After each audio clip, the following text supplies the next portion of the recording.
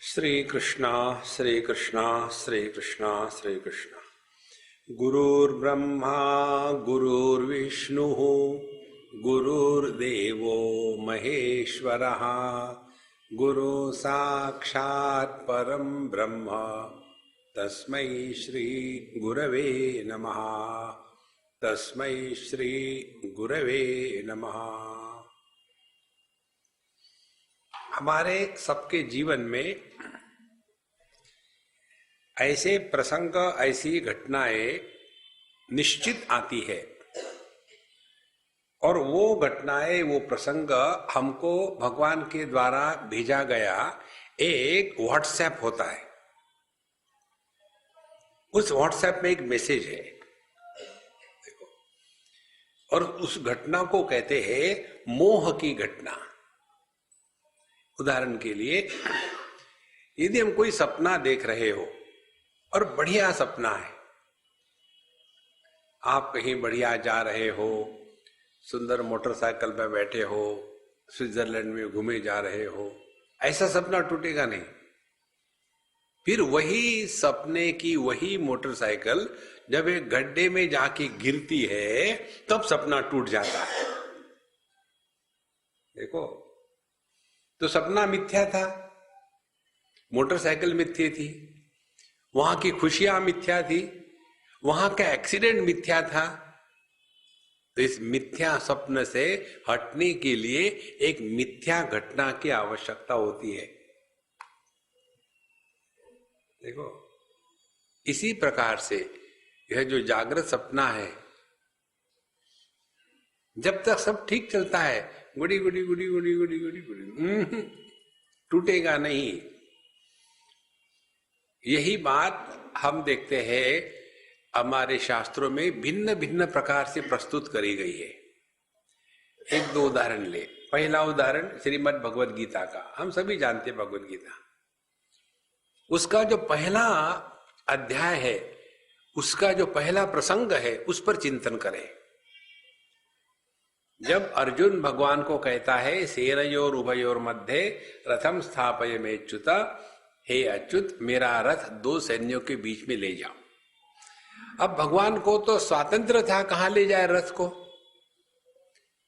अब दुनिया भर के सब जितने दुश्मन थे उनको तो छोड़ दिया भगवान ने, और भीष्म द्रोण प्रमुखतः सर्वेषां च महीक्षिताम उवाच पार्थ पश्येतान समवेतान कुरुनिति। देखो, भगवान ने क्या कहा, क्या किया।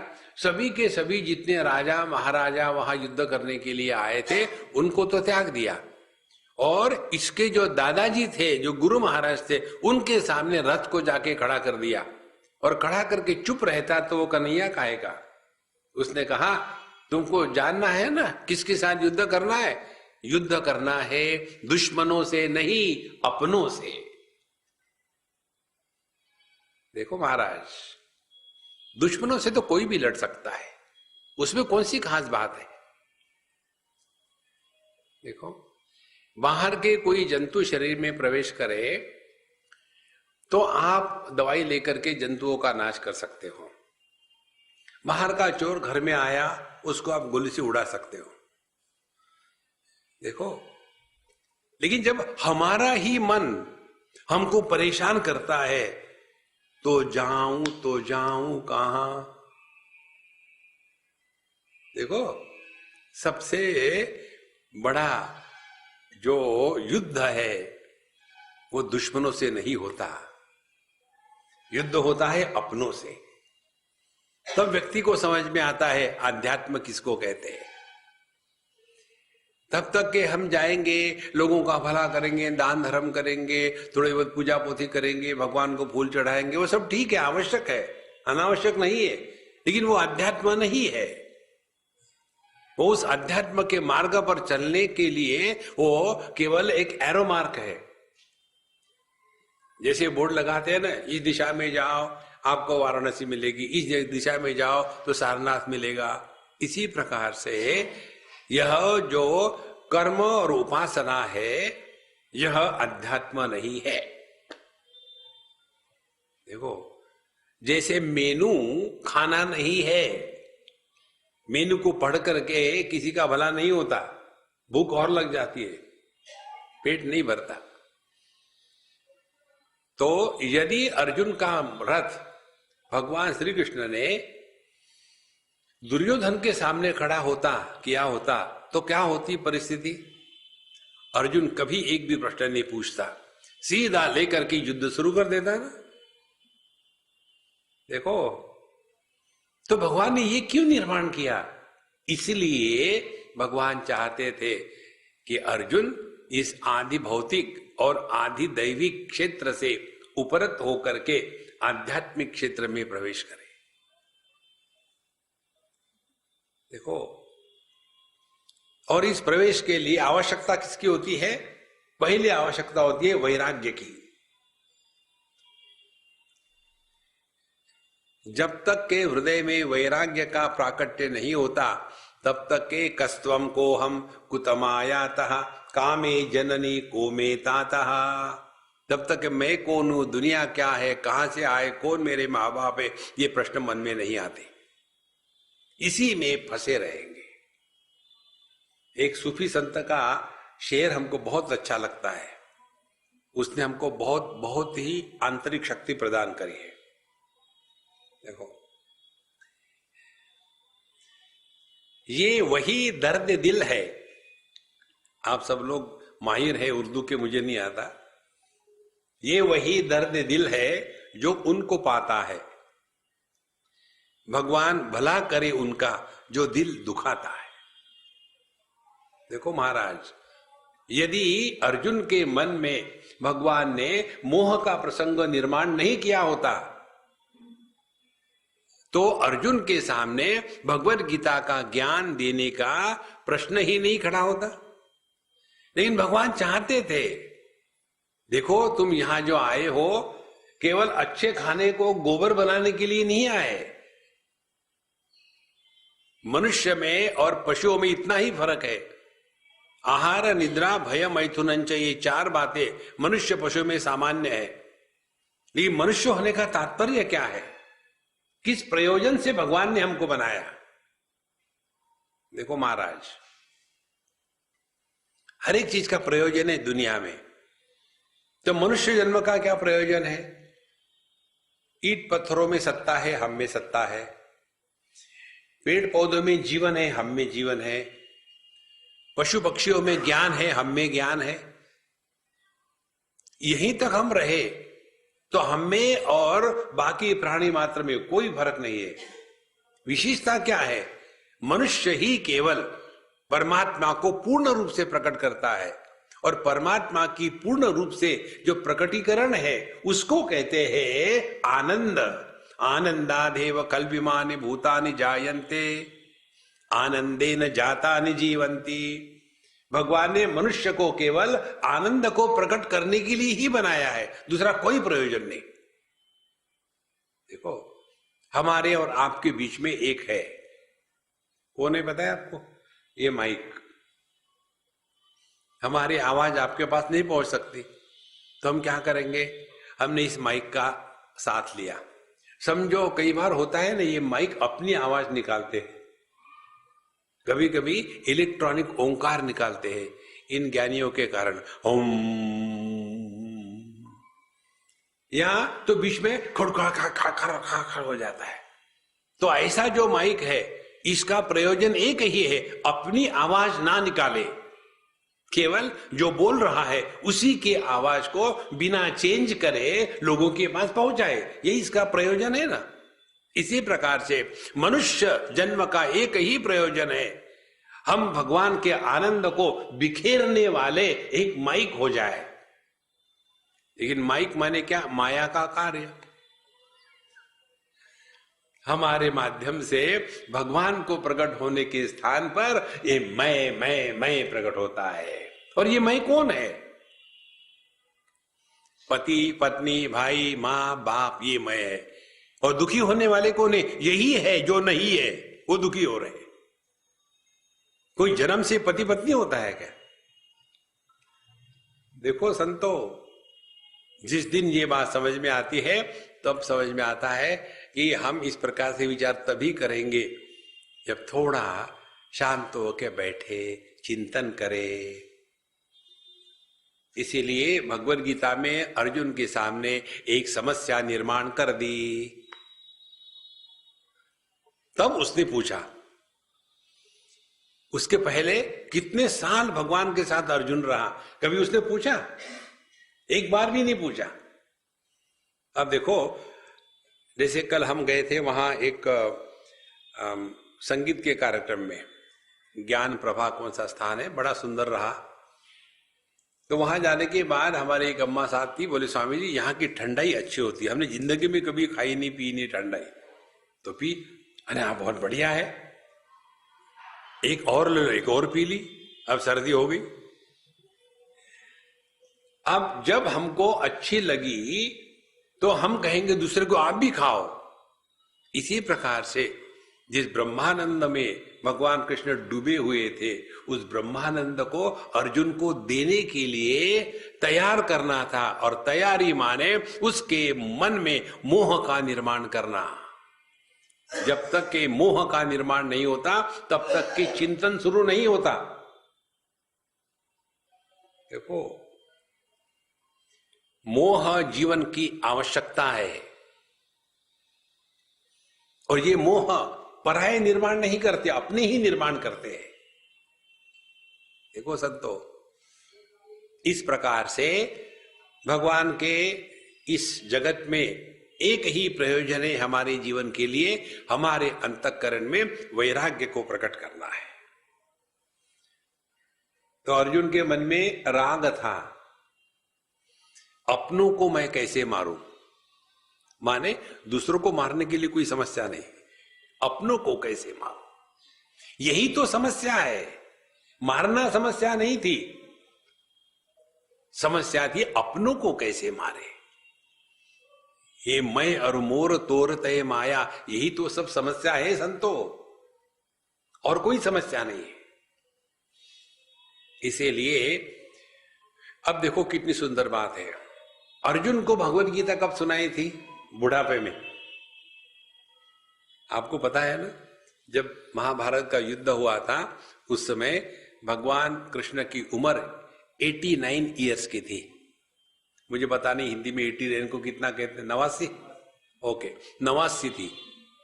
और अर्जुन की उम्र 86 साल की थी। जितने बुढ़ाऊ होते हैं वही युद्ध करते हैं, जवान लोग अपने में बिजी है, उनको कहां युद्ध करने का समय है।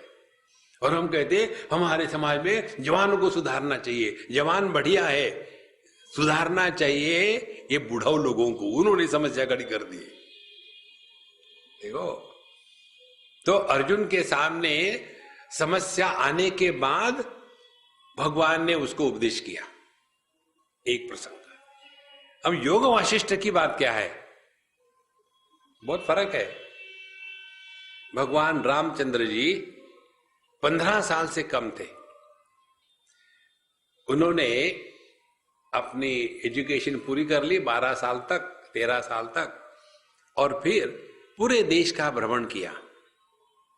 सभी तीर्थ क्षेत्रों पर गए, शुद्ध पवित्र नदियां, तीर्थ स्थान, साधु संत, अनेक मंदिर, इन सब का दर्शन किया। और वो सब ऐसे घूमते घूमते रहे। और हम लोग जब जाते हैं, जैसे लोग वाराणसी आते हैं, हमको लोग पूछते स्वामी जी आप वाराणसी क्यों जाते हो? हमने कहा यार मैं ट्राई कर रहा हूं, अभी तक मरा नहीं। लोग वाराणसी में मरने के लिए आते हैं, मैं हर साल ट्राई करता हूं, अभी तक सक्सेसफुल नहीं हुआ। तो यहां आएंगे, विश्वनाथ जी के दर्शन नहीं करेंगे, उनको यहां की गंदगी कितनी, यहां भीड़ भाड़ कितना है, देखो हर जगह में सांड खड़े हैं, यही उनकी कंप्लेन रहती है। हमारे साथ एक बंगाली कपल आया था, बहुत पुरानी बात है, और बंबई के रहने वाले बंगाली बाबू, तो हम उनको गली गलियों में ले गए मजा कराने के लिए।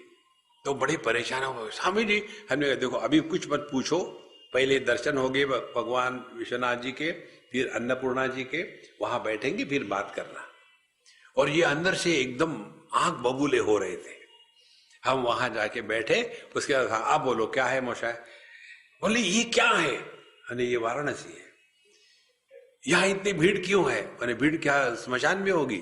जहां आदमी वहीं भीड़ होगी, चारों तरफ गंदगी है, पता नहीं कैसे लोग यहां रहते। हमने हो गया? बोले हाँ। हमने कहा लोगों के चेहरे देखे क्या तुमने? वाराणसी में कोई भी आदमी दुखी नहीं दिखेगा आपको, किसी के साथ झगड़ा नहीं करेगा। कारण मालूम है क्या है? बोले मुझे उनको देख करके और गुस्सा आता है। सब आराम से चल रहे, रिक्शा में बैठे हैं, कहीं धक्का लगता है, कोई किसी कुछ नहीं कहता, शांत से चल रहे। ये कैसे संभव है? हमने कहा एक ही कारण है, सबके मुंह में पान होता है। देखो, पान खाने का मजा छोड़ करके झगड़ा कौन करेगा? इसीलिए जिनको जिनको ब्रह्मानंद की प्राप्ति करनी है, खाई के पान बनारस वाला शुरू कर दो, ब्रह्मानंद मिल जाएगा आपको। देखो संतो, ये झगड़ा झगड़ा झगड़ा का जो धंधा है ना, इसको निकाल डालो दिमाग से। तो भगवान राम जब गए तीर्थ क्षेत्र पर, उन्होंने ये गंदगी नहीं देखी, उन्होंने सब कुछ देखा। देखने के बाद वापस जब आ गए, तब उनकी उम्र 15 साल की थी। और आने के बाद अपने महल में जब गए, राजपुत्र तो थे ही, तो उनके जो सहायक थे, उनको काम करने वाले नौकर इत्यादि, उन्होंने कहा दशरथ महाराज से कि भगवान पता नहीं राजकुमार को क्या हो गया, उदास से रहते हैं, खाने पीने में उनको इंटरेस्ट नहीं है, किसी से बात नहीं करते, क्या हो गया पता नहीं चल रहा। ऐसे रामचंद्र जी को वशिष्ठ जी ने उपदेश दिया है। इसीलिए वनवास में जाने के पहले उनके हृदय में वैराग्य प्रकट हो गया था, और उसके उपदेश स्वरूप उनको जो ज्ञान मिला, तो उस ज्ञान को प्राप्त करने के बाद वो दुनिया के समस्या को हल करने के लिए तैयार हो गए। इसीलिए वो एक आदर्श पुरुष के रूप में जिए। हम अर्जुन को आदर्श पुरुष थोड़ी कहते हैं, बुढ़ापे में कोई आदर्श नहीं होता। आदर्श होता है बचपन से कैसे रहे। तो भगवान के जीवन का जो सौंदर्य है, इसके पीछे योग वशिष्ठ का जो ज्ञान उनको मिला था, उसके कारण। देखो संतो, तो जब तक के हमारे हृदय में इस जगत को देख करके यह वैराग्य प्रकट नहीं होता। वैराग्य का तात्पर्य ये नहीं है कि मुंह फुलाए बैठे, क्या हो गया पता नहीं यार, जब से वैराग्य हो गया मूड ही नहीं लगता। ये मूड डाउन होना ये वैराग्य नहीं है, वो डिप्रेशन है। डिप्रेशन और डिस्पैशन, इसमें हेयर लाइन डिफरेंस है। डिप्रेशन यह रोग है, डिस्पैशन यह स्वास्थ्य है। कितना फर्क है देखो। इस प्रकार से यह योग वशिष्ठ का प्रसंग शुरू हो जाता है। इसमें वक्ता जो है भगवान वशिष्ठ, जो रघुकुल के आचार्य थे, और शिष्य है साक्षात परमात्मा के अवतार भगवान रामचंद्र। और यह प्रसंग जो हमको बताया है, पूरे योग वशिष्ठ में अनेक कहानियां हैं। देखो, हमारे साधु संतों को कहानियां लिखने का शौक नहीं था, तत्व को समझाने के लिए शब्द अपूरे पड़ते हैं। एक उदाहरण बताऊं, समझो एक आदर्श विद्यार्थी जिसको ब्रह्म ज्ञान देना चाहिए, ऐसा आदर्श विद्यार्थी कैसा होगा? तो यदि उसका वर्णन कर दो कि उसमें वैराग्य होना चाहिए, ये होना चाहिए, तो बात जमती नहीं। तो फिर हमारे शास्त्रों ने क्या किया? कठोपनिषद में उन्होंने एक नचिकेत पात्र को खड़ा कर दिया। और नचिकेत कितना था? बुढ़ाऊ था? नहीं, नचिकेत एकदम 9 साल का कुमार था। वहां से उसके चरित्र का वर्णन शुरू कर दिया। उशन हवै वादिश्रवसः सर्ववेद समददौ तस्यः नचिकेता नाम पुत्र आस तगम कुमारगम संतम दक्षिणासु नीयमानासु श्रद्धा आविवेश सहा अमन्यत। अब ये जो कहानी है, इसमें बड़ी सूक्ष्मता से इस तत्व का प्रतिपादन ग्रहण करने की क्षमता जिस विद्यार्थी में होगी उसका वर्णन हो रहा है। देखो, तो जब इस नचिकेता छोटा ही बालक था, माने साधक का हृदय मन बालक के जैसा निरागस होना चाहिए। देखो, अपने वाराणसी की बातें बहुत पुरानी, कम से कम 50, 70, 80 साल पुरानी होगी। यहां एक शास्त्री जी थे, ब्रह्मचारी थे, बड़े कर्मठ थे और विद्वान की पराकाष्ठा थे, विद्वत्ता की पराकाष्ठा थे। तो लोग उनके पास पढ़ने के लिए आते थे। तो एक रामकृष्ण परमहंस के मंत्र आश्रम के आर.के. मिशन के एक सज्जन, एक स्वामी जी महाराज आए उनके पास सीखने के लिए। तो उन्होंने कहा, पहले बाहर जाओ और जहां चप्पल खोली है वहां रामकृष्ण को रख के आओ। देखो क्या कंडीशन है। मैं रामकृष्ण मिशन का उनका शिष्य हूं। उन्होंने कहा पहले वहां जाकर के उनको उतार के आ जाओ। और वो भी साधक उच्च कोटि की थे, बाहर गए और फिर अंदर आए। ले महाराज, हमने उनको उतार दिया, अब तुमको पढ़ाऊंगा। अब इसका तात्पर्य ये निकला क्या कि उस शास्त्री जी के मन में भगवान रामकृष्ण परमहंस के प्रति घृणा थी? नहीं। सत्संग को आने के समय मनुष्य का मन एकदम खाली होना चाहिए, जैसे एक छोटा बालक। इसीलिए बालक, बच्चे छोटी छोटी चीजों में खुश हो जाते हैं। देखो, सत्संग को आना है, कम एम्प्टी एंड गो एम्प्टी। सत्संग भरने का स्थान नहीं है, खाली करने का स्थान है। हम भर लेते हैं, उपनिषद भी पढ़ा, ज्ञान भी पढ़ा, ये भी पढ़ा, वो भी पढ़ा, और निकला क्या? कंफ्यूजन। देखो संतो, तो यह जो क्वालिटी है एक साधक की, ये बताने के लिए कितना सिंपल एग्जाम्पल है। नचिकेत एक 8-9 साल का छोटा सा बच्चा था। ऐसा साधक का हृदय होना चाहिए। देखो, एक हमारी एक अम्मा है, बड़ी प्यारी है, हमसे बहुत प्यार करती है। वो कहीं गई सत्संग के लिए, तो मैंने उसको लिखा कि अच्छी बात है तुम गई हो, वो महात्मा जी बहुत बड़े हैं और बहुत अच्छा पढ़ाते हैं और खूब सीख लो उनसे। तो उसका SMS है, स्वामी जी आपको तो अच्छा नहीं लगता, लेकिन मैं क्या करूं, मैं तो लिखूंगा ही आपको। और फिर कहा, आप तो कहते किसी की तुलना नहीं करनी चाहिए, लेकिन क्या करूं, अब मेरा मन मानता ही नहीं, मैं तुलना करूंगी ही, आप चाहे कुछ भी कह लो। और फिर उसने कहा, आप जैसा बताते हैं वैसे इस महात्मा में बताने का दम नहीं है। अरे राम राम राम राम। संतो, यदि जिस संत के सामने हम जाके बैठते हैं उस समय हमारे मन में आदर का भाव नहीं हो, तो आप किसी से कुछ नहीं सीख सकते। सीखने के लिए पहली आवश्यकता, जैसे निरागस बालक होता है, उसके लिए जो उसके टीचर है वो सर्वश्रेष्ठ व्यक्ति है और उसके सामने कोई नहीं है।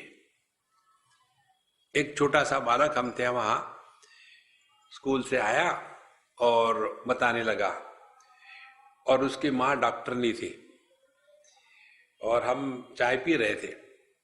तो बोले, देखो बेटा, स्वामी जी आए, नमस्कार। अच्छा सोचे नमस्कार। मम्मी मम्मी मालूम है क्या आज हमको क्या पढ़ाया? बोले क्या पढ़ाया? बोले मनुष्य के देह में क्या क्या होता है तुमको पता है? माँ को पूछता है जो डॉक्टर नहीं है। बोले हाँ पता है मुझे, क्या बताओ?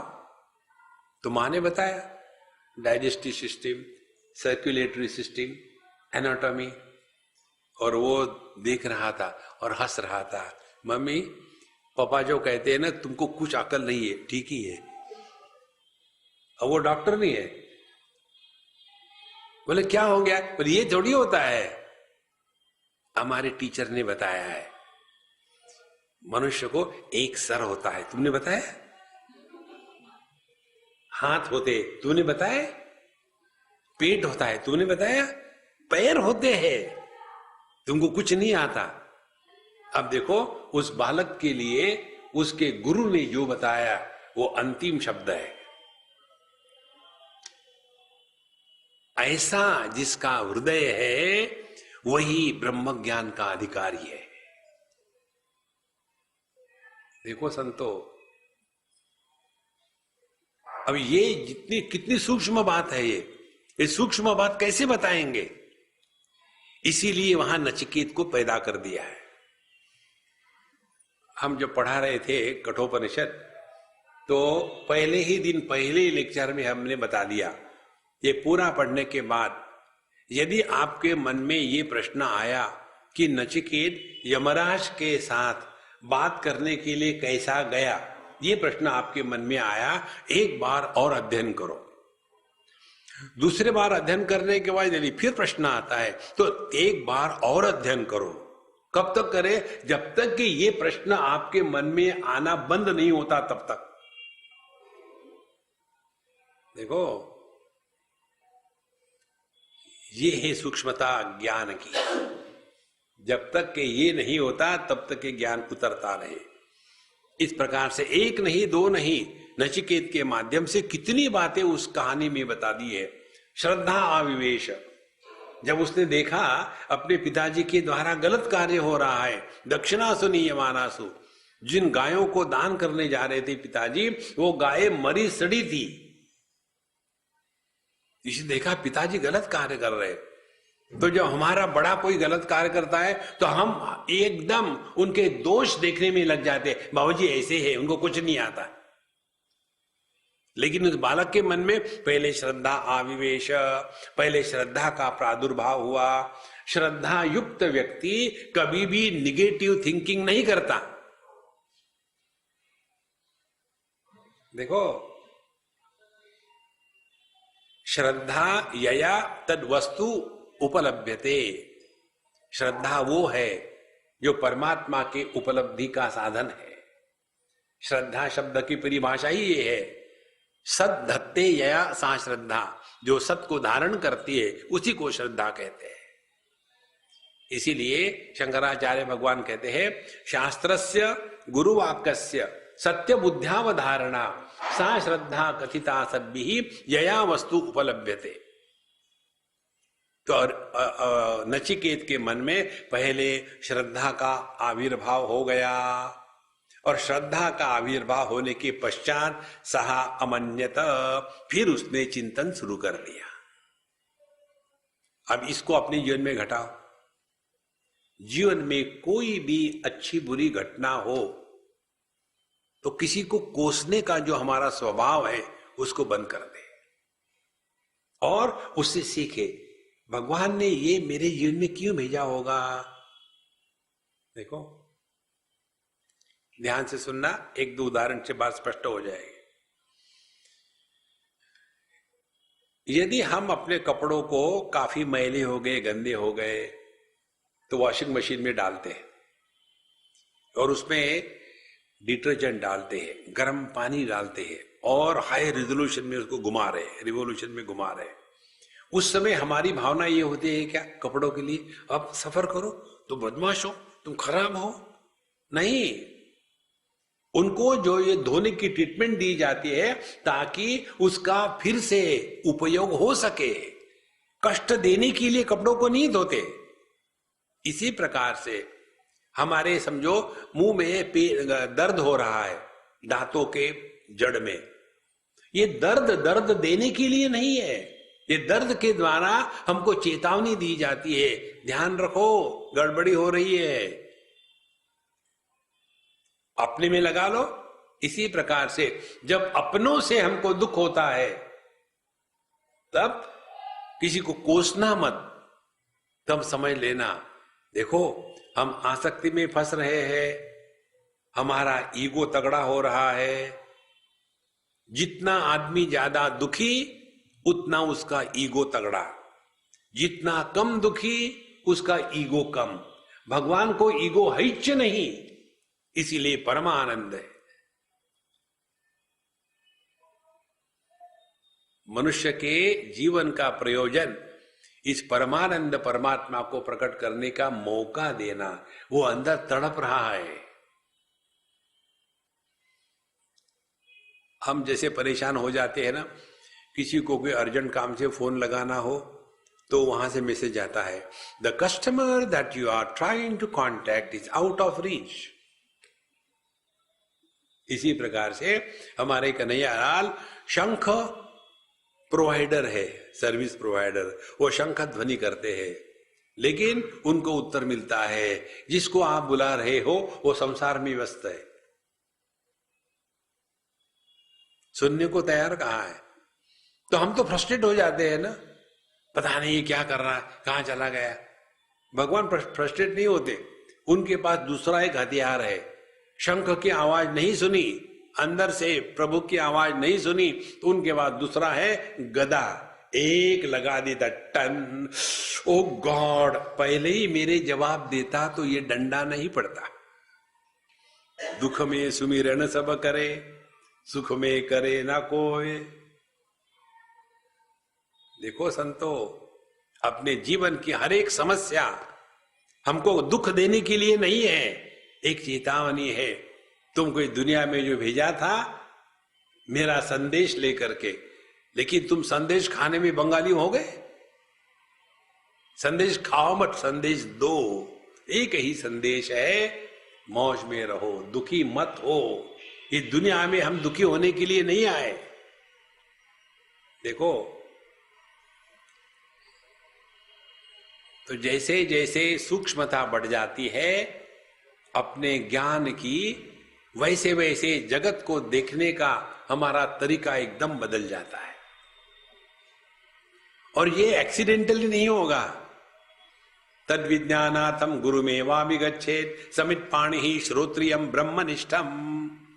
इसको विज्ञान, उसको जानने के लिए, अनुभव करने के लिए गुरु महाराज के पास चले जाए। कौन से गुरु महाराज? श्रोत्रियम ब्रह्मनिष्ठम गुरु। महाराज जी कमर में बहुत दर्द है, बेटा इधर आ जा, एक लगा जा, ठक से जा, ठीक हो गया। ओ कमर ठीक हो गई, धन्य है गुरु महाराज।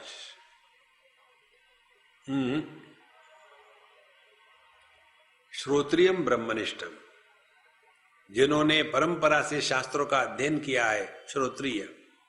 और केवल गाल बजाने वाले नहीं, हमारे जैसे ब्रह्मनिष्ठ है, जो इस ज्ञान में निष्ठा रखते हैं। देखो, ब्रह्मनिष्ठ पुरुष को इस जगत से ना लेना है ना देना है, ना उद्धव का लेना ना माधव का देना। देखो संतो, ऐसे ही महात्मा हमको ठीक उपदेश करेंगे। जिनको इस दुनिया में कुछ करना है वो आपको उपदेश नहीं करेंगे, वो देखेंगे कि इस आदमी को कैसा अपने उपयोग में लाया जा सकता है। क्योंकि कुछ करना है। किसमें क्या करना है? ये जो जगत वेदांत के अनुसार मिथ्या है, इस मिथ्या जगत में करना है। सपने को सुधारने का नया तरीका ट्राई करो, सपने को सुधारने का। देखो, कई बार हमको लोग पूछते इसी चक्कर में, स्वामी जी आपको क्या लगता है अपने देश का क्या होगा? हमने कहा हमारा देश एकदम बढ़िया हो जाएगा हम लोग जाने के बाद। हमारे ही कारण परेशानी, निकल जाओ यहां से, बढ़िया है ये देश। देखो संतो, अध्यात्म में रहना इसको कहते हैं। और ये तब होगा जब बैठक वैराग्य की होगी तब। दुखी आदमी कैसे भगवान का नाम लेगा?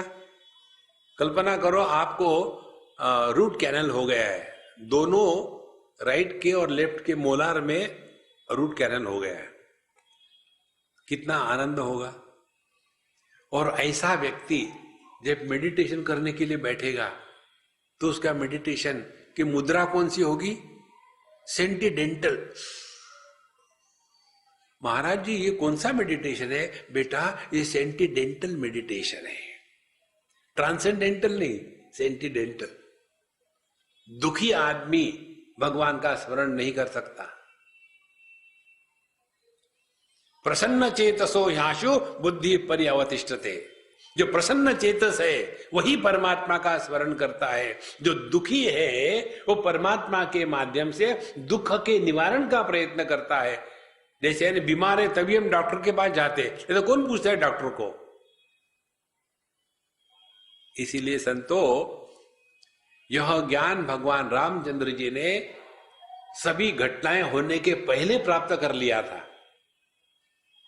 इसीलिए जब उनको राज्याभिषेक करने की ऑफर आ गई तो फुदकने नहीं लगे, शांत रहे। सुखेशु विगत स्पृहा। और दूसरे ही क्षण जब बताया गया कि तुमको जंगल में जाना है, दुखेशु अनुद्विग्न मनाहा, उनको क्या फर्क पड़ा। ये बैठक जो थी उनकी योग वाशिष्ठ पर बैठी हुई थी। देखो संतो, इसीलिए अपने जीवन की सभी समस्याओं को हटाना है तो पहले जैसे भगवान रामचंद्र जी ने तीर्थ यात्रा करके अपने हृदय में प्रकट जो वैराग्य है उसका आधार लेकर के अपना चिंतन, अपनी प्रश्न की प्रक्रिया शुरू कर दी। देखो, इस प्रसंग से योग वाशिष्ठ शुरू होता है। इसमें 32,000 श्लोक है, एक दो नहीं, बहुत सारे हैं। तो सबके सब तो संभव नहीं है लेना, तो कुछ छाटे छूटे हैं इधर उधर के। भरद्वाज जी ने प्रश्न किया था, यतः सर्वाणि भूतानि प्रतिभान्ति स्थितानि च यत्र उपशमं यान्ति तस्मै सत्यात्मने नमः। दिवि भूमौ तथाकाशे बहिरन्तश्च मे विभुः यो विभवति अभासात्मा तस्मै सर्वात्मने नमः। अहं बद्धो विमुक्तस्याम् इति यस्यास्ति निश्चयः नान्त्यम् अज्ञः न तज्ञः सः अस्मिन् शास्त्रे अधिकारिवान्।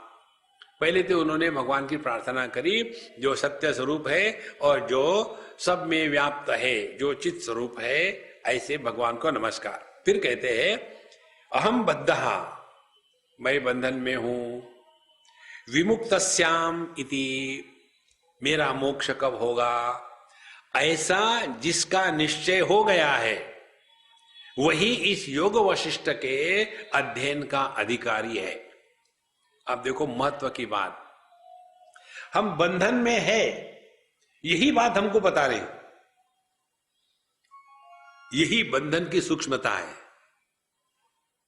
देखो किसी को, जैसे एक बार ऋषिकेश की बात है, वहां के काफी बाबा जी लोगों ने, जो सोशल वर्कर बाबा जी होते हैं, एक तो होते आध्यात्म वाले, दूसरे होते सोशल वर्कर बाबा जी, दुनिया का भला करने के लिए निकलते हैं। तो उन्होंने एक बार ऐसा निर्णय ले लिया अपनी धर्म सभा में, यही 10-12 इकट्ठे हो जाते, धर्म सभा का नाम देते हैं, उस धर्म सभा को कोई स्वीकार नहीं करता, यही कहती कि हमने हमारे धर्म सभा में निर्णय ले लिया है। इन्होंने निर्णय ले लिया हरिद्वार में नशा बंदी का नियम लागू होना चाहिए और उसके लिए सिग्नेचर का कैंपेन शुरू कर दिया। और वहां के जो एक वयस्क श्रेष्ठ महात्मा थे, वैराग्य शिरोमणि, उनके पास पहुंच गए। महाराज जी पहले आप इसको जरा अनुमोदित कर दे, सिग्नेचर कर दे तो लोग फटाफट कर देंगे, तो आप करेंगे? तो उन्होंने कहा क्या बात है? बोले ये नशाबंदी का है। बोले मुझे पहले समझाओ ये नशा किसको कहते हैं? बोले नशा ये मदिरा पान, उसको नशा कहते हैं, गांजा, अफीम, बीड़ी, और बोले यही तो है। बोले नहीं, नशा और भी है। व्यक्ति को अपने स्वास्थ्य का नशा होता है, व्यक्ति को अपने अमीरी का नशा होता है, व्यक्ति को अपने सौंदर्य का नशा होता है, व्यक्ति को अपने ज्ञान का नशा होता है, व्यक्ति को अपने त्याग का नशा होता है, व्यक्ति को अपने बालों का नशा होता है। एक आपको बात बताओ, मजे की बात है, चाहे लड़कियां रहे चाहे बाबा जी रहे, सभी के सभी बालों में फंसे हैं। देखो ये शैम्पू लगाओ, वो शैम्पू लगाओ, और उसका ऐसा होगा वैसा होगा, सिल्कन और क्या क्या होता है बाल, और हमारे ऐसे बाबा जी जटा बढ़ाओ, जटा माने के बाल ही तो है, और ये जो जटाधारी है उनके जटा की मजाक करो उनको गुस्सा आता है। सब बालों में फंसे हैं, भगवान से बाल बाल बचे। देखो संतो,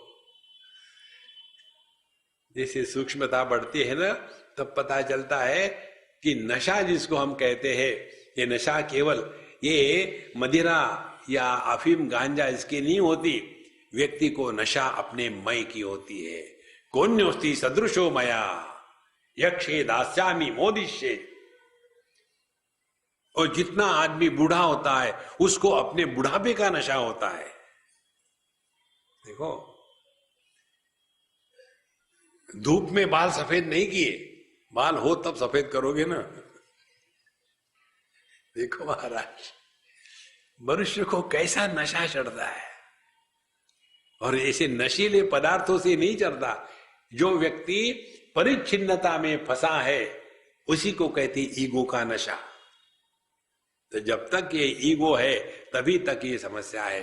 भगवान रामचंद्र जी के जीवन में ये सब बातें खत्म हो चुकी थी। इसीलिए जब उनको राज्याभिषेक होना तब वो फुदकने नहीं लगे, जंगल में जाना रोने नहीं लगे। उनको मालूम है इसके सिद्धांत के अनुसार यह जगत केवल प्रतीत हो रहा है। देखो, आप ध्यान से सुनो, जगत प्रतीत हो रहा है ये हमने समझ लिया है, तो जगत के साथ हमारा व्यवहार कैसा होगा? जैसे हम एक बार बच्चों के साथ क्रिकेट खेल रहे थे। अब बच्चे तो बच्चे ही है, अब हम तो बुढ़ाओ है।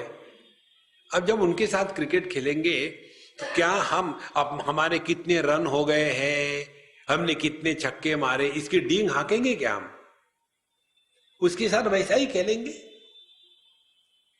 और केवल आनंद के लिए खेल रहे, जीतने हारने के लिए नहीं, क्योंकि मालूम है ये मिथ्या है। ये दिख रहा है कि हम खेल रहे हैं लेकिन असल में नहीं खेल रहे। लेकिन बच्चों के लिए, अब हमारे साथ ना स्वामी जी ने खेला है मालूम है, और मैंने स्वामी जी को LBW किया लेकिन उन्होंने मारा नहीं। बड़े हैं ना, मानते नहीं ये लोग। एक बच्चे ने मुझे खेला और कहा स्वामी जी LBW। हमने कहा सवाल ही नहीं। बोले क्यों नहीं?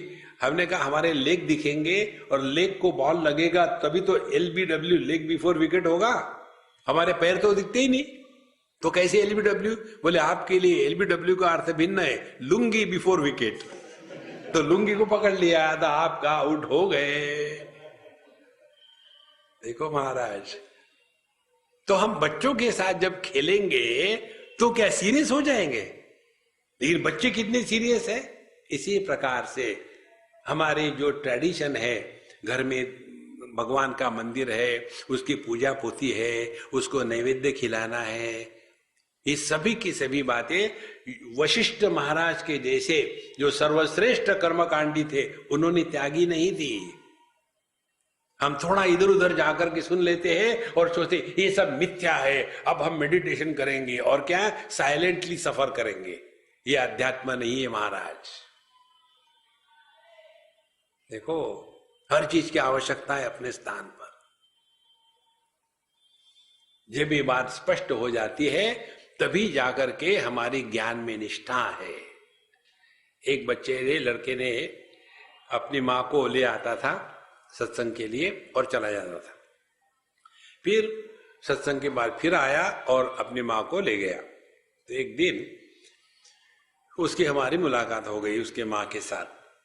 तो उस माँ ने कहा स्वामी जी ये मेरा लड़का है, ये मुझे ले आता है यहाँ। बहुत बढ़िया बेटा, खुश रहो, ऐसी माँ की सेवा करो। स्वामी जी मुझे एक पूछना है आपसे। न पूछो। आप लोग कहते भगवान सब जगह है ना? कहते तो है। फिर माँ को ये समझाओ मंदिर में आने की क्या जरूरत है? भगवान तो सब जगह है, मंदिर में क्यों आए? तो मैंने उसको नजदीक बुलाया। देखो यार, तू इंटेलिजेंट हो, तुम समझदार हो, तुम्हारी माँ तो पढ़ी लिखी नहीं है ना? हाँ, वो पढ़ी लिखी नहीं है, इसीलिए उसको ये समझ में नहीं आता भगवान सब जगह है लेकिन मंदिर में क्यों जाना चाहिए। ये तुम समझदार हो, मैं तुमको समझाता हूं। क्या? भगवान सब जगह है, केवल मंदिर में नहीं है, इसीलिए मंदिर में नहीं जाना। बोले क्या? हाँ, जब भगवान सब जगह है तो क्या मंदिर में नहीं है? ये जो कहने वाले होते हैं ना ऊपर ऊपर के, इनकी गहराई ज्ञान की जीरो होती है। देखो संतो, इसीलिए इस ज्ञान के निष्ठा जिसके हृदय में प्रकट हो गई है, वो किसी का विरोध ही नहीं होता। उपनिषद का वाक्य है, विजानन विद्वान भवते नातिवादी। जो अपने स्वरूप में निष्ठावान है वो दुराग्रही नहीं होता। अतिवादी माने दुराग्रही। दुराग्रही आदमी हमेशा अपनी ही मनवाने की सोचता है। नहीं, इस जगत में सबकी आवश्यकता है। जितनी सांप की आवश्यकता है उतनी चूहे की आवश्यकता है, सबकी आवश्यकता है। इसीलिए जैसे जैसे यह ज्ञान स्पष्ट हो जाता है वैसे वैसे हम इस जगत में समझ में आ जाता है कि हम यहाँ आए, किस लिए आए, कहाँ से आए, क्यों हम दुखी हो रहे हैं। ये महात्मा लोग पता नहीं किस चक्की का आटा खाते हैं, मस्त रहते हैं। कौन सी चक्की है वो? एक बार हम किसी के यहाँ जा रहे थे, लेट हो गए, तो बाकी को भूख लगी थी। बोले स्वामी जी आप कुछ बुरा नहीं मानेंगे तो हम लोग खाना खा ले। खा लो। एक होटल में गए, खाना खा रहे थे, सब ने अपने लिए मंगाया, हमारे लिए मंगाया नहीं। तो हमने वेटर को बुलाया, हमने कहा भाई हमारे लिए अमुक अमुक ले आओ, और हमने शुरू कर दिया खाना। स्वामी जी आप बाहर का खाना खाते हैं? हमने कहा हमारा नियम है। क्या? हम बाहर का ही खाते हैं। बोले बाहर का ही खाते हैं ना? हाँ। क्यों? घर है ही नहीं। जिसका घर होगा उसके लिए दुराग्रह होगा कि बाहर का खाए कि अंदर का खाए। आपको भले लगे स्वामी जी ये जो पापड़ है ना हमने घर में बेले है, ये अचार है घर का है, तब उसको अच्छा कहना पड़ता है, नहीं दूसरे बार मिलेगा नहीं। देखो संतो, किसी वस्तु में, किसी क्रिया में दुराग्रह नहीं होना यही ज्ञान का लक्षण है। आकाश किसी भी आकार को तिरस्कृत नहीं करता, चाहे गोल रहे चाहे तिकोना रहे, कुछ भी रहे, सभी को जो आधार देता है वो तत्व है। जागृत को हम आधार देते हैं, स्वप्न सुषुप्ति समाधि को सबको आधार देते हैं, किसी का तिरस्कार नहीं करते। यह जो सबका एक अधिष्ठान है वो अपना स्वरूप है। ऐसा होते हुए भी हम क्यों अपने आप को ऐसे दुखी महसूस करते हैं? पता नहीं लोगों के बच्चे कैसे अच्छे पास हो जाते हैं, हमारे बच्चा क्यों फेल हो रहा है। एक माँ ने मुझे पूछा था, स्वामी जी ये लोग पता नहीं क्या कैसे है, क्या हो गया, हमारे पड़ोसी का लड़का मेरिट में आ गया और वो मुझे मिठाई देने के लिए आई, मेरे नाक काटने के लिए। लेडीज लोग जो सोचती है ना, भगवान भी नहीं सोच सकता। हमने कहा महारानी ये बताओ, उसका बच्चा मेरिट में आया तो मिठाई देने के लिए आया, तुमको पड़ोसी होने के कारण, उसमें क्या खराबी है? आपको पता नहीं? क्या पता नहीं? मेरा लड़का 4 बार फेल हो गया ना तो मेरी नाक काटने के लिए वो आई। देखो, और फिर मैं चुप हो गया, मैं क्या बोलूं। फिर मुझे प्रश्न पूछा, स्वामी जी ऐसा क्यों होता है, लोगों के बच्चे मेरिट में आते, मेरा क्यों फेल हो रहा है? हमने कहा अम्मा, मिर्ची के पेड़ को टमाटर लगते हैं क्या? आप हमेशा क्या बोलते समझ में नहीं आता। तो अच्छी बात है, समझ में नहीं आया तो नहीं तो मुझे मारोगी तुम। देखो महाराज, अपने औकात पहचानो, किसी के साथ कंपेयर मत करना। आध्यात्म माने अपने आप उद्धार करना है। उद्धरेदात्मनात्मानम, दूसरे के साथ कंपैरिजन नहीं करना। हम आपको 3 बातें बताते, ट्राई करना। पहली बात, अपने भूत को खींच खाच कर वर्तमान में मत लाना। दूसरी बात, जो समस्या नहीं है उसको सुलझाने का प्रयत्न मत करना। तीसरी बात, वर्तमान में किसी के भी साथ तुलना नहीं करना। 3 बातें करो।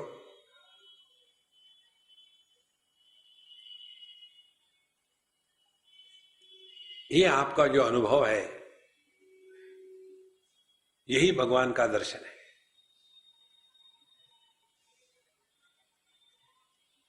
हम लोग या तो भूत में भटकते रहते हैं, या तो भविष्य की चिंता में, पता नहीं क्या होने वाला है। पता नहीं तो मौज में रहो, पता है तो तैयार रहो। चिंता करने का कहां समय है? वर्तमान में रहते तब दूसरे के साथ तुलना शुरू कर देते। ये कोई एक्सचेंज ऑफर नहीं आती क्या? किस लिए बहू एक्सचेंज करने की? पड़ोसी की बहू हमारे बहू से एक्सचेंज कर ले तो? ये जो तुलना का चक्कर है, यही हमको दुखी करता है। मन इसी पर जिंदा है। इसीलिए संतो, विचार ठीक होवे, हम बंधन में नहीं है, लेकिन यही लगता है हम कब मुक्त हो जाएंगे, मरना ही अच्छा है। तो अहम बद्धः विमुक्तस्याम्, मैं कब मुक्त हो जाएगा, इति यस्यास्य निश्चया, जो इसमें दृढ़ निष्ठावान हो गया है।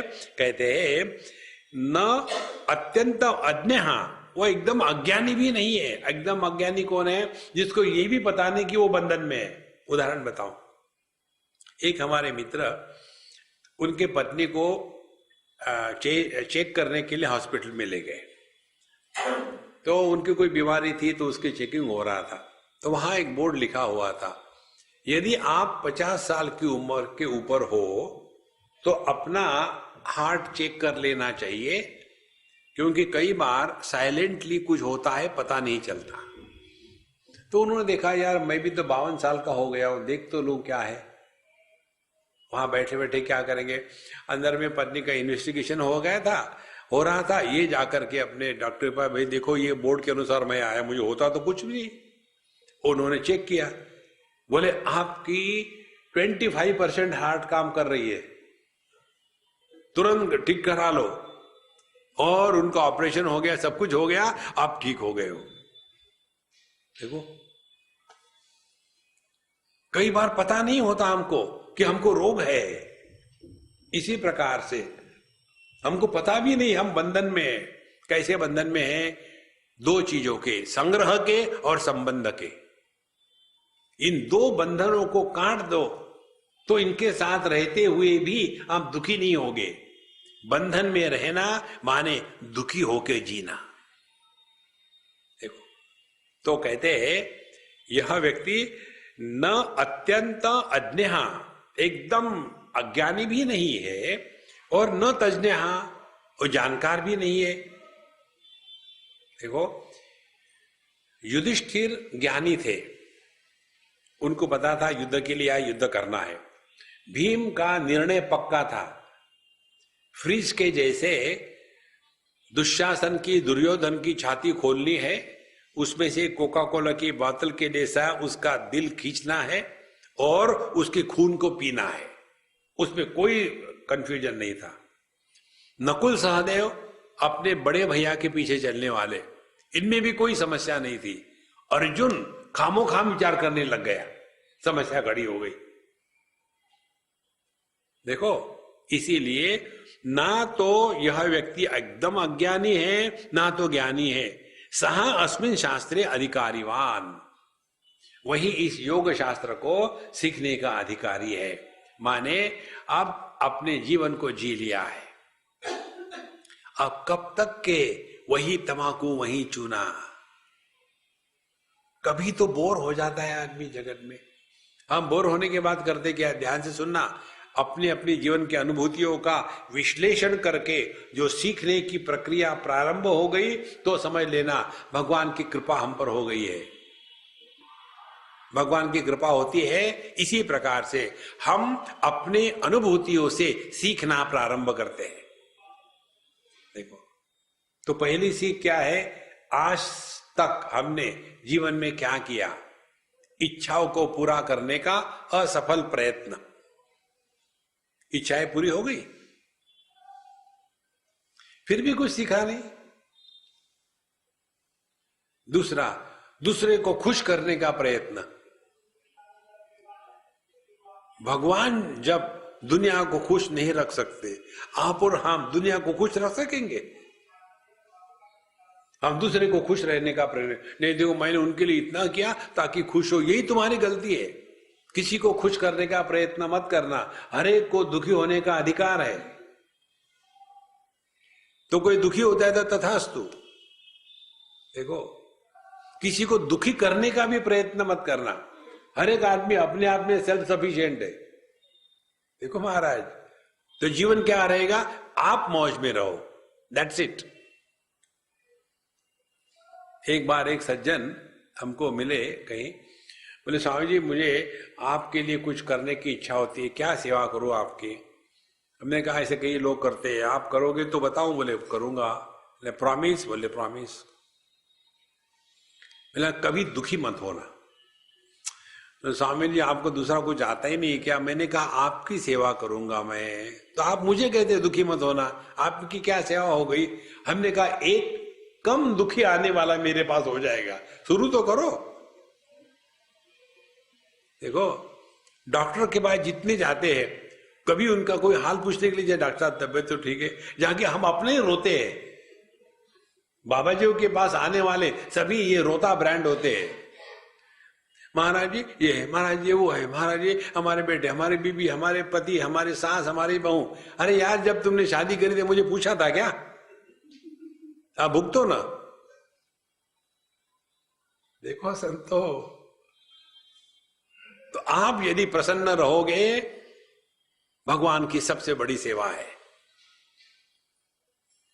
जब आपका पुत्र प्रसन्न होता है या आपकी कन्या प्रसन्न होती है तो मां बाप को कितनी खुशी होती है। यदि अपना पुत्र, अपना बच्चा हमसे दुखी रहे हमेशा, तो मां बाप खुश रहते हैं क्या? चिड़ावा नाम का राजस्थान में एक स्थान है, आप लोगों ने सुना होगा, अपने पिलानी के पास है। पिलानी से 10-20 किलोमीटर, 30 किलोमीटर दूर है। वहां एक डेडे बाबा हो गए, जिनके आशीर्वाद से जीडी बिरला जी जीडी बिरला बने। तो उनकी वहां समाधि है। वो अवधूत थे, अघोरी थे, उनको डेडे बाबा कहते थे। उनका नाम था कोई विष्णु गणेश शास्त्री, ऐसा कुछ तो भी नाम था। बड़े विद्वान थे, एकदम पागल जैसे हो गए थे। तो वो जहां जाए वहां सब ठीक ठाक हो जाता था। वो कुछ कह दे तो हो गया, नहीं कहते तो नहीं हुआ। ये जो उनमें स्थिति थी, उस स्थिति को हमने जब सुना तो हम उनके समाधि का दर्शन करने के लिए गए। तो जो एक मारवाड़ी सज्जन हमारे अच्छे मित्र है, वो ले जा रहे थे। उन्होंने मुझे यही प्रश्न पूछा, स्वामी जी आप मुझे बताइए, अब मैं खाली हो गया हूं, पैसे की कोई कमी नहीं है, आप बताइए आपका कोई बड़ा प्रोजेक्ट होगा तो मैं उसको लेना चाहता हूं। तो मेरे एक ही प्रोजेक्ट है, क्या? खुश रहो। स्वामी जी प्लीज कुछ तो बताओ। हमने कहा चलो पहले दर्शन करते हैं, बाद में बताएंगे। दर्शन किया हमने। वो समाधि के अगल बगल में चारों तरफ से 12 फीट की ऊंची दीवारें है, बड़ा कंपाउंड है। और जब हम वापस आ रहे थे बाहर, जो छोटा सा गेट है उसमें निकल रहे थे, वहां लिखा हुआ था, हमेशा प्रसन्न रहना भगवान की सर्वश्रेष्ठ पूजा है। तो मैंने जब पढ़ा उसको, तो उसमें इधर आओ, उसका सर लिया मैंने, जहां लिखा था उस पर ठोका, तो पढ़ो इसको। देखो महाराज, इससे बढ़कर के और कोई सेवा नहीं भगवान की। प्रसन्न रहो महाराज, यही सब कुछ है। जब कोई व्यक्ति प्रसन्न होता है, मौज में रहता है, हमको उसके कंपनी में अच्छा लगता है ना। यदि हम प्रसन्न रहेंगे तो क्या आनंद होगा।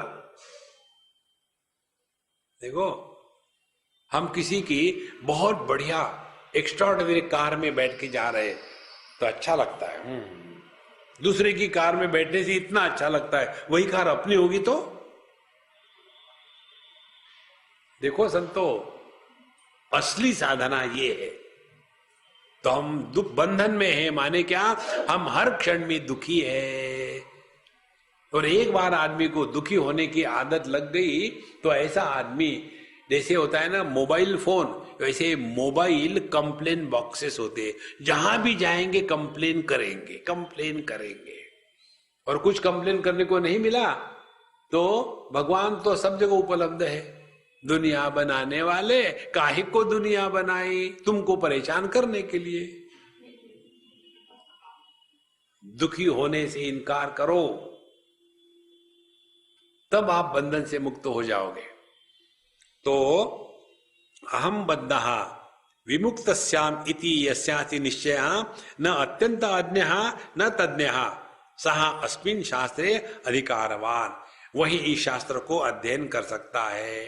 देखो,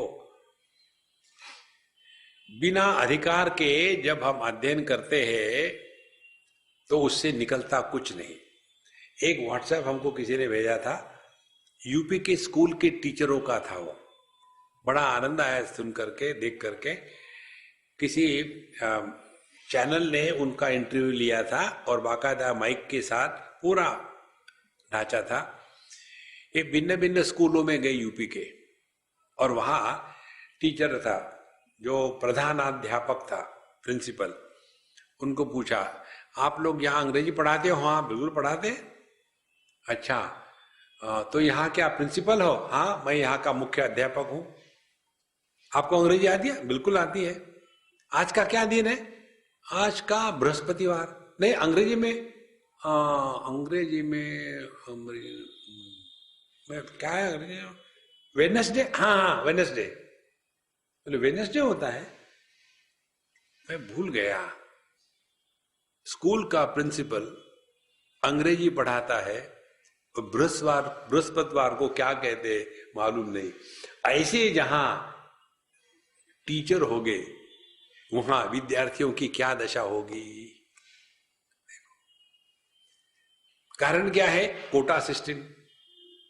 अध्यात्म में कोटा नहीं है, अध्यात्म में अधिकार होना चाहिए। हम यदि ये कल्पना करें कि हमने ये किया वो किया इसीलिए हमको भगवान का दर्शन हो, भगवान किसी के एक्सचेंज ऑफर में नहीं मिलते। अपने को अधिकारी होना है, इसीलिए सः अस्मिन् शास्त्रे अधिकारवान। गुरुमासीन में एकांते वाल्मीकिं सर्वदर्शिनं पप्रच्छ प्रणतो भूत्वा भरद्वाजो मृदुस्वरम भगवन् ज्ञातुमिच्छामि कथम संसार संकटे रामो व्यवहृते यस्मिन् कारुण्यात् ब्रूहि मे गुरु। फिर उन्होंने एक बार चले गए बड़े आदर के साथ और जाकर के अपने गुरु महाराज को, वाल्मीकि जी को उन्होंने प्रश्न किया एकांत में जाकर के, और कहा कि हे भगवान रामचंद्र जी इस दुनिया में, इस संसार के संकट में किस प्रकार से रहे, यह मैं जानना चाहता हूं। आप मुझे बड़े प्रेम से सिखाइए, क्योंकि भगवान रामचंद्र जी का जो चरित्र है वो हमको जिंदा रहने के लिए आवश्यक है। तो उनके ये रहने की जो सूक्ष्मता थी, ये उनको कहां से प्राप्त हो गई, ये आप हमको बताइए। वाल्मीकि उवाच, वाल्मीकि जी ने कहा, वासना द्विविधा प्रोक्ता शुद्धा च मलिना तथा मलिना जन्मनो हेतु शुद्धा जन्म विनाशिनी। देखो, कहते हैं हे भरद्वाज, मन पर हमारे जो संस्कार होते हैं उनको वासना कहते हैं। वासना का समझना हो तो ऐसा समझ लो, एक बार हम किसी के घर गए और वो कह रहे, स्वामी जी हमारे यहाँ एकदम सब पवित्रता होती है, इधर उधर की कुछ बात नहीं होती, सब साफ सुथरा होता है, हम बड़े कर्मठ हैं। बहुत बढ़िया बात है।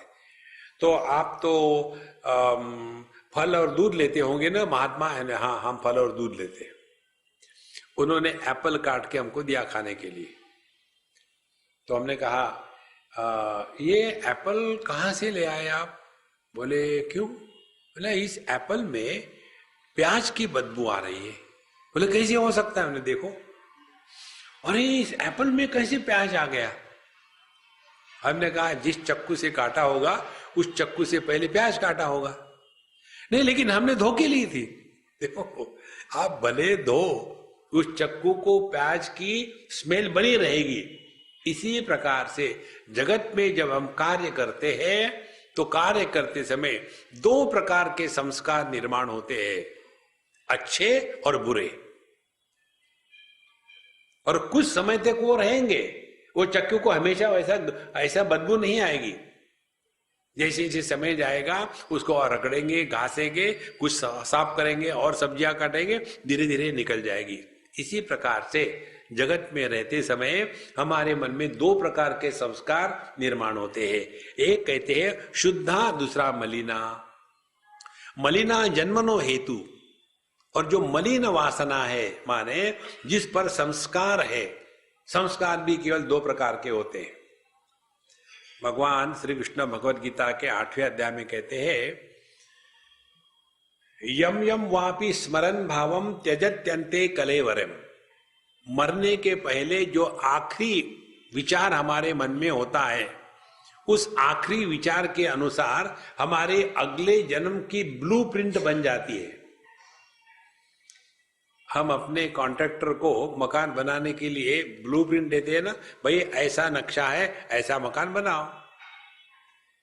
तो जब ये देह जीव छोड़ के जाता है तो भगवान को जो ब्लूप्रिंट देनी है, वो ब्लूप्रिंट क्या होती है? हमारे जीवन का सांस के निकलते समय जो अंतिम थॉट है, विचार है, वृत्ति है, वही अंतिम है। देखो, वही हमारा अगला जीवन। एक बार हम, बहुत पुरानी बात है, 20-25 साल पहले की, हम एक हमारे मित्र, उनकी पत्नी और 2 लड़कियों के साथ गए थे स्कैंडिनेविया में। शायद हम कहीं फिनलैंड या कहीं तो भी थे। तो एक जगह होटल में गए तो पति पत्नी सब सॉर्ट आउट करने के लिए गए। ये 2 छोटी छोटी कन्याएं, एक 12 साल की, एक 10 साल की, और हम टेबल पर बैठे। उतने में एक मड्डम आई और शॉर्ट फ्रॉक था उसका, और बिल्कुल पूरी नटखट हो करके एक छोटा सा पर्स उसने निकाला, रखा टेबल पर। पर्स में से इतना ऊंचाई का एक छोटा सा कुत्ता निकाला, जिंदा कुत्ता। उसको बढ़िया कपड़े पहनाए हुए थे, बो लगाया हुआ था, और उसको वहां रख दिया और उसके साथ बात करने लग गई। Honey darling, wait here, mummy is going to get some chocolate for you. और वो कुत्ता बेवकूफ के जैसा बैठा रहा। अपने वाराणसी का कुत्ता चुप थोड़ी बैठता है, वो बैठा रहा। और फिर वो चली गई। तो ये बच्चों ने मुझे पूछा, स्वामी जी देखो ये कुत्ता कितना लकी है, इसको ये जन्म कैसा मिला होगा। देखो, अपने हिंदुस्तान में लोगों को खाने को नहीं मिलता, ये इतना बढ़िया आया, क्या उसको बैठा दिया, क्या उसके हाल है, कैसे संभव है। हमने कहा देखो, भगवद गीता में इसका उदाहरण आया है। मरते समय जो अंतिम विचार होता है, उस विचार के अनुसार अगला जन्म होता है। ये जो कुत्ता है ना, पिछले जन्म में बड़ा धर्मात्मा होगा, बहुत उसने दान धर्म किया होगा, लेकिन मरते समय उसको कुत्ते की याद आ गई होगी। मैं मरने के बाद मेरे कुत्ते का मर गया। तो भगवान ने सुन लिया शब्द आखिरी का, अच्छा इसको कुत्ता होना है, अगले जन्म में कुत्ता बना दिया। लेकिन उसने जो इतना दान धर्म किया था, इतना पुण्य कमाया था, उसका क्या होगा? मड्डम के घर में पैदा हो गई। मौज में रहो और भाव भाव करते रहो। देखो महाराज, इसीलिए अपने मन के विचारों को ठीक रखो।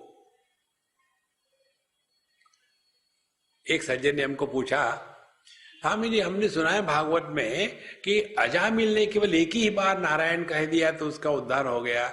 हमने कहा आपको पता है, नारायण कहने के बाद अजामिल के मन में दूसरा विचार नहीं आया था, वो उसके जीवन का अंतिम विचार था। तुम गारंटी दे सकते हो क्या कि मेरे मन का ये अंतिम विचार होगा?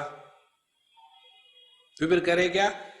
नाम लेते रहो, पता नहीं हवा बाहर गई और आना भूल गई। देखो संतो, तभी जाकर के जीवन का उद्धार होता है। इसीलिए वासना द्विविधा प्रोक्ता, मलिना जन्मनो हेतु, मलिन वासना माने जो विचार हमको अपने से दूर ले जाते हैं वो मलिन वासना है। एक बार हम कहीं थे एक जैन सज्जन के घर में, उनका नाम भी सज्जन था, सज्जन जैन, अब नहीं रहे वो। तो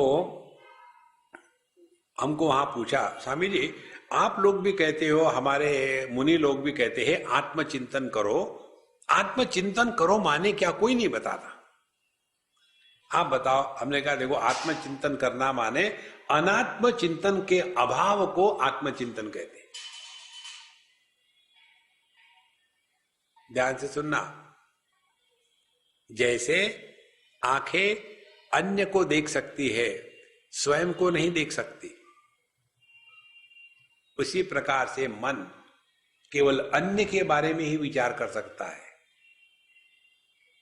मानसम तु किम मार्गणे कृते, जब ये मन क्या है इसके बारे में चिंतन शुरू कर दो, मन गायब हो जाता है। इसीलिए आत्मचिंतन माने अनात्म चिंतन का अभाव। तो ये जो मलिना वासना है, मलिना जन्मनो हेतु, जब हम दुनिया के बारे में विचार करते रहेंगे तो वही हमारे जन्म मरण का चक्कर है। देखो एक वास्तविक घटना है, वहां हमको बड़ा आश्चर्य लगा ये देख करके, हम देखे अपने आंखों से, एक छोटा सा बच्चा था 6-7 साल का, अपने दादी के सिवा एक सेकंड नहीं रहेगा। जब से पैदा हो गया तब से हर चीज दादी के साथ, सोना बैठना उठना, दादी ने कौन सी साड़ी पहननी है, दादी को कहाँ जाना है, किस आदमी के साथ बात करनी है, किसी के साथ नहीं करनी, जैसे उसको मॉनिटर कर रहा था वो। और वो दादी वहां जब छोटा था 1-2 साल का तब तो सह लिया, लेकिन ये पीछे ही लगा एकदम, तो वो बड़ी परेशान हो गई। तो उन्होंने किसी पंडित जी जाकर के उसका क्या जो होता है गणित कर लिया, और उसने बताया आपको ये पूजा करनी पड़ेगी, ये आपके दिवंगत माने मरे हुए पति है, आपके ही घर में पोते के रूप में आए हैं। फिर उन्होंने सोचना शुरू कर दिया उस बूढ़ी अम्मा ने, अरे रियली, जिन उनकी जो जो खुशियां थी यही इसकी है। जब मैं उस आदमी की बात करती हूं तो ये भी मुझे डांटते थे, जब मैं ये साड़ी पहनती थी उनको ये साड़ी बिल्कुल पसंद नहीं रहती थी। देखो, जो व्यक्ति जिस घर में रिश्तेदारों में इतना उलझ जाता है, दूसरे जन्म में उसी घर में आता है फिर वही धक्के खाने के लिए। देखो महाराज, किसी में आसक्त होकर के मत रहना, यही मलिन वासना है। मरते समय मन निर्विकार हो। वह मृत्यु कैसा होता है मालूम है? जैसे बर्फ के टुकड़े को समुद्र में डालो, थोड़ी देर तक हिलता रहेगा, हिलते हिलते वो समुद्र का वो बर्फ का टुकड़ा समुद्र में कब घुल के मिसल जाए, मिक्स हो जाएगा, उसमें आवाज तक नहीं आएगी, और एक बार वो समुद्र में गया फिर वापस नहीं आता। इसी प्रकार से इस जगत में रहते समय ध्यान देना है, अपने मन को एकदम दर्पण तुल्य रखना है। ना काहू से दोस्ती, ना काहू से बैर। शत्रु मित्रे पुत्रे बंधव, मां कुरु यत्नम विग्रह संधव। इस दुनिया में रिश्ते नाते और संग्रह, ये 2 चीजों का इकट्ठा करने का जो रोग है उसी को संसार कहते हैं। देखो संतो, तो मलिना जन्मनो हेतु शुद्धा जन्म विनाशिनी। और जो शुद्ध वासना है, शुद्ध वासना माने जिस अंतःकरण में वृत्तियों का उठना बंद हो जाता है।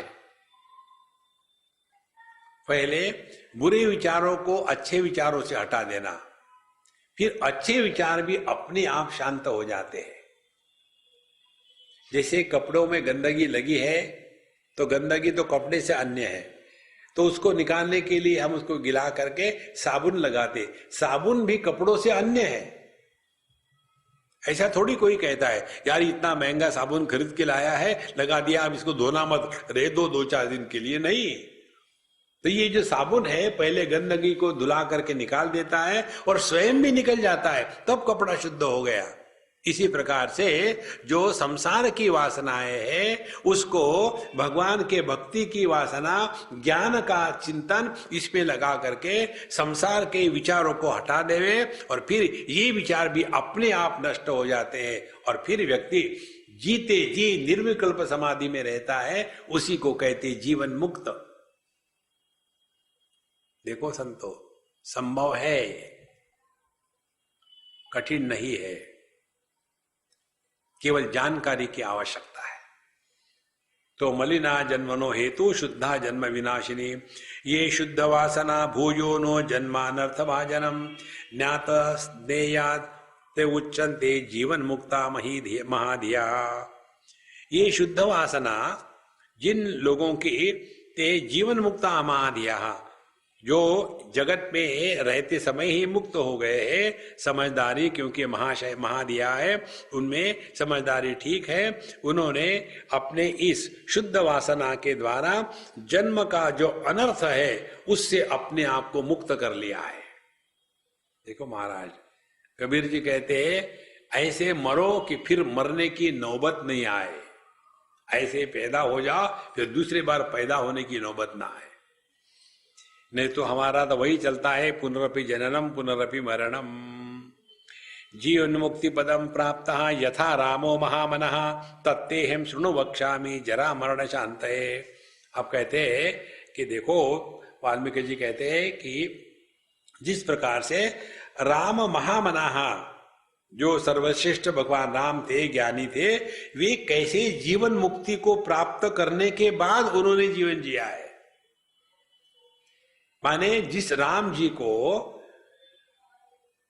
राज्य अर्पण किया था, जंगल में भेजा था, उनके पत्नी का हरण हुआ था, वापस आकर के फिर राज्याभिषेक हुआ था, ये सब का सब एक जीवन मुक्त पुरुष के जीवन की घटना का क्रम है। इसीलिए उनके जीवन का सौंदर्य साधारण व्यक्ति से भिन्न था। देखो, इसीलिए आप देखेंगे जो घटनाएं राम जी के जीवन में है वो हम सोच भी नहीं सकते। जब रावण को मारा गया उस समय भगवान राम कहते वाल्मीकि रामायण में कि लक्ष्मण तुम भी चले जाओ, वो जितना विभीषण का भाई है उतना हमारा भी है। और कहते हैं मृत्यु के बाद किसी से बैर नहीं रहता, ये साधारण व्यक्ति नहीं कह सकता। तो ये भगवान राम में जीवन मुक्ति का जो आनंद था, इसका जो सोर्स है वो है योग वासिष्ठ। देखो संतो, इसीलिए इसका अध्ययन करने से जीवन का निश्चित भला होता है। ओम पूर्णमदः पूर्णमिदं पूर्णात् पूर्णमुदच्यते पूर्णस्य पूर्णमादाय पूर्णमेवावशिष्यते। ओम शांति शांति शांति। हरि ओम। श्री गुरुभ्यो नमः। हरि ओम।